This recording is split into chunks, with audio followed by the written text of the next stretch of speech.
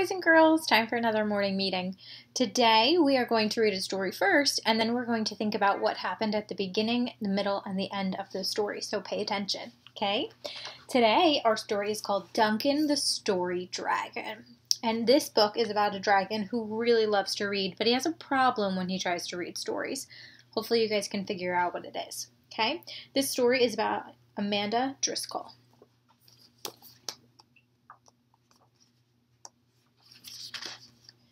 Duncan the Dragon loved to read. When Duncan read a book, the story came to life. Wow. I know this book is fiction, so the story could be coming to life, but I really think he's using his imagination instead. And his imagination caught fire. Unfortunately, so did his book. Oh my gosh. When he gets a story that he really loves, he gets so excited that he breathes fire. Looks like the book got ruined. I just want to finish a book, said Duncan. I need to know what happens. Do the pirates find the treasure? Does the captain save the ship? Do the aliens conquer the earth? And I want to read those two wonderful words, like the last sip of a chocolate milkshake. The end. But he never gets to the words the end, because the story always gets burned up. Poor Duncan.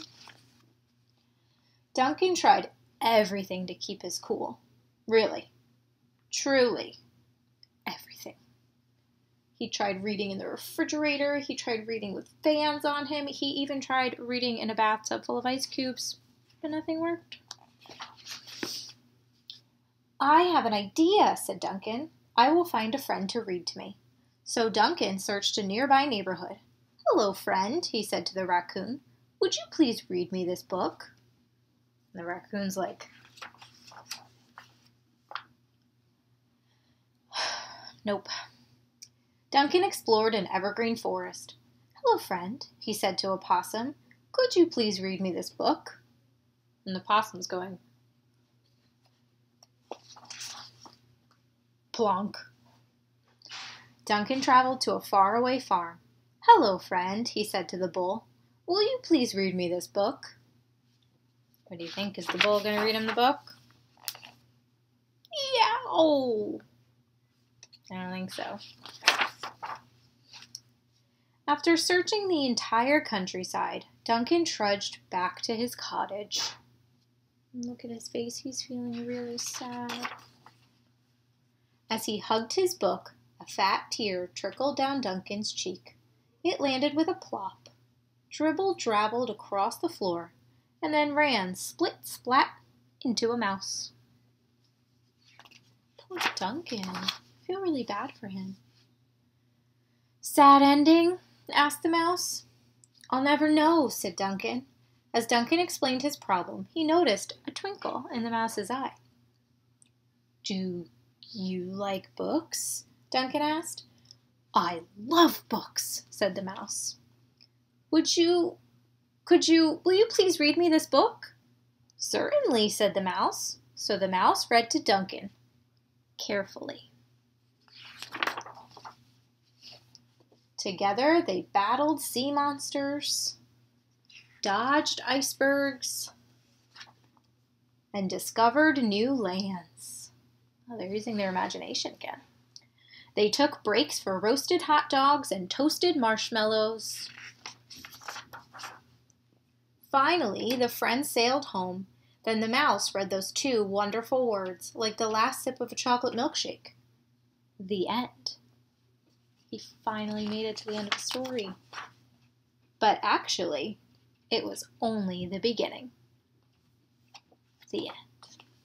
I really like that story because the mouse is such a good friend to Duncan, and he gets to read thanks to the mouse.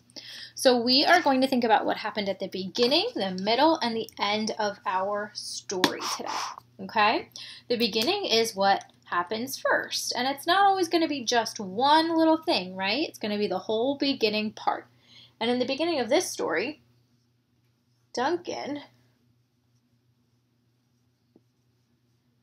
kept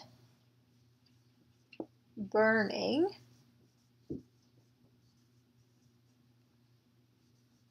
his books. Right? That happened at the beginning of the story, not at the middle or the end. So think, what happened after Duncan kept burning all of his books? What did he do? I think I remember. And Duncan searched for someone to read to him.